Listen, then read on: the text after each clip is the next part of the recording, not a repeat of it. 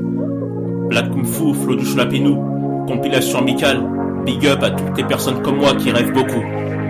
La petite fille qui rêvait tant. Elle est née, elle aussi, un beau jour de 24 mai malin. Sa venue faisait ralentir l'envie de fumer le jour du 1er juin. Comme tout nouveau-né, à gros couteau, elle réclamait toutes sortes de choses à la force de ses petites mains. Déjà dotée d'un caractère bien trempé, âgée de seulement 1 an, elle affirmait déjà bien.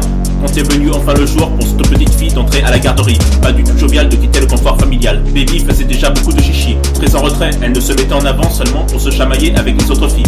Se foutant complètement de se faire des copines, préférant s'exercer à faire valser sa barquette de nourriture à travers toute la cantine. Toute la cantine, en colère et réservée, se faisant remarquer à partir du CP. Trop occupé à rêver, se moquant de la maîtresse en train de l'engueuler. Garçon ou fille, quiconque que cela fût si rigoler, se voyait se faire torturer à la récré.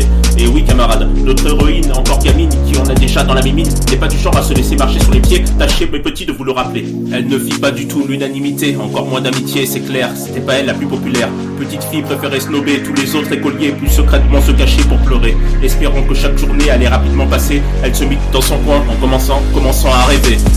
Elle vit dans sa plume, survit dans sa bulle. La réussite, la thune, la fuit à mesure qu'elle insiste pour exister. La petite fille qui rêvait tant, les contes de fées d'une enfant, se moquant des enseignants. Petite fille qui rêvait tant, la petite fille qui rêvait tant, les contes de fées d'une enfant.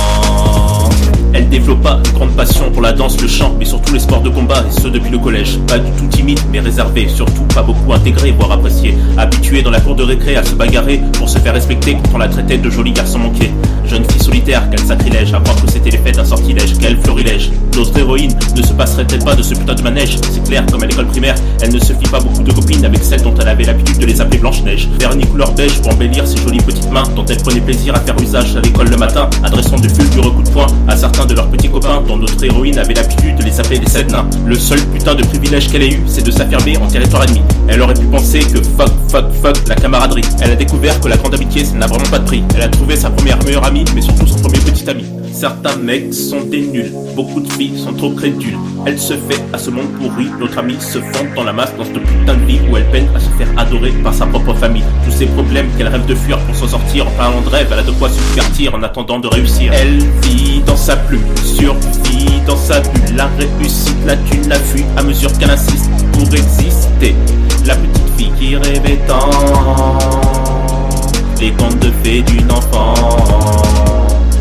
toujours les mêmes sentiments.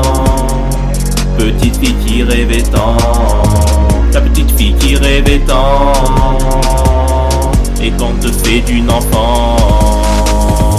Dans sa jeunesse, après avoir passé ses journées à boxer tous les autres gamins, ces salvoriens hallucineraient de l'avoir en compagnie de son premier petit copain. Petite fille va connaître enfin les joies de la Saint-Valentin, comme pour enfermer le professeur dans les toilettes et afficher un sourire des plus malins.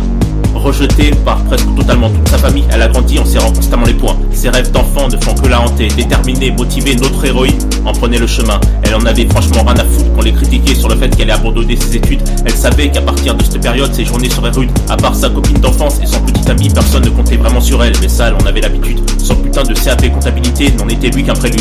C'est alors que je revenais de ma séance de sport, corde à sauter à la main. Je marchais tranquillement le long de l'allée, et elle en face prenait le même chemin. Nos regards se sont croisés le temps d'un instant, mes amis. C'est alors qu'elle me sourit et que gentiment je lui dis salut, tout va pour le mieux? Ça a l'air d'aller pour le mieux en effet. Excuse-moi, mais on se connaît. Je sais pas, tu me rappelles quelqu'un? Ok, bon. Moi je dois y aller alors une prochaine fois sans doute. Waouh, ok. Elle vit dans sa plume, survit dans sa bulle. La réussite, la thune, la fuit à mesure qu'elle insiste pour exister.